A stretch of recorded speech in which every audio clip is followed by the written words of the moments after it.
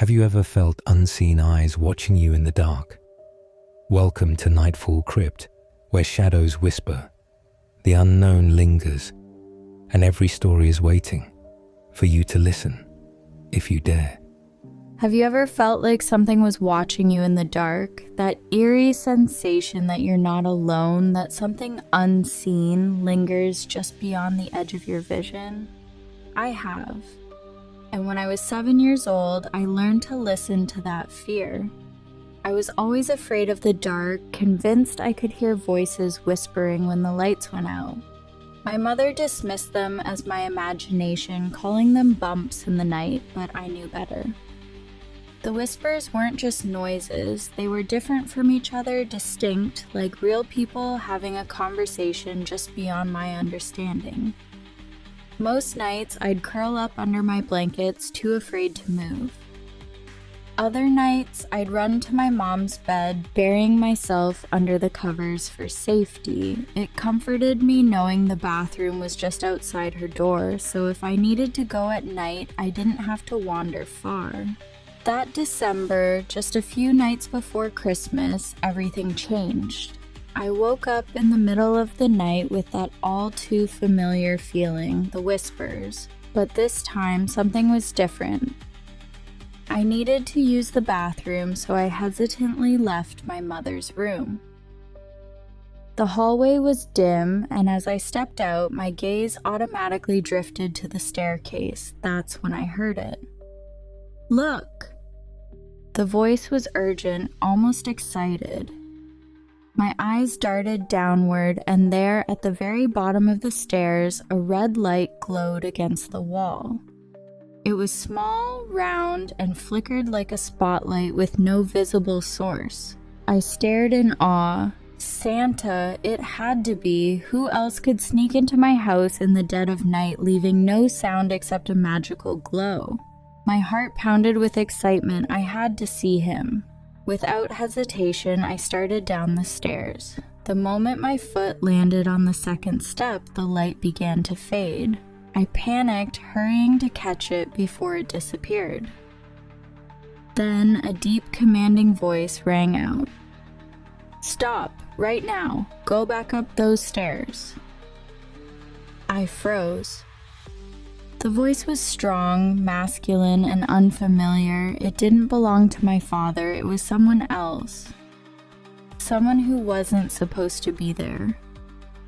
Every instinct in my body screamed at me to listen. I turned and ran back up the stairs as fast as I could, my tiny feet barely touching the carpet. The moment I reached the top, a deafening crash erupted from below. I bolted into my mother's room, leaping into bed and yanking the covers over my head. My heart pounded so hard I thought it might burst. I didn't move until morning. When I woke up, my mother was already up, and something in her expression told me something was wrong. I followed her downstairs, my stomach twisting in knots. What I saw made my blood run cold. The poinsettia lights my mother had wrapped around the stair railing were gone. Instead, they were ripped down, lying in a tangled, broken heap at the bottom of the stairs. That wasn't all. A heavy, dry sink, an old wooden cabinet, had been thrown from the wall, lying on its side in the middle of the living room floor. My father was inspecting the damage, his face pale. My sister sat on the couch, crying. "There's no sign of a break-in," my father muttered. "But something did this." My mother nodded, her eyes darting toward me. "Did you hear anything last night?" I opened my mouth, but hesitated. Then I saw it. The dry sink had 3 deep indentations on its edge, as if something had gripped it before tossing it down. I wanted to tell them about the voice, about the red light, about how close I had come to going downstairs, but I was too scared. I couldn't speak.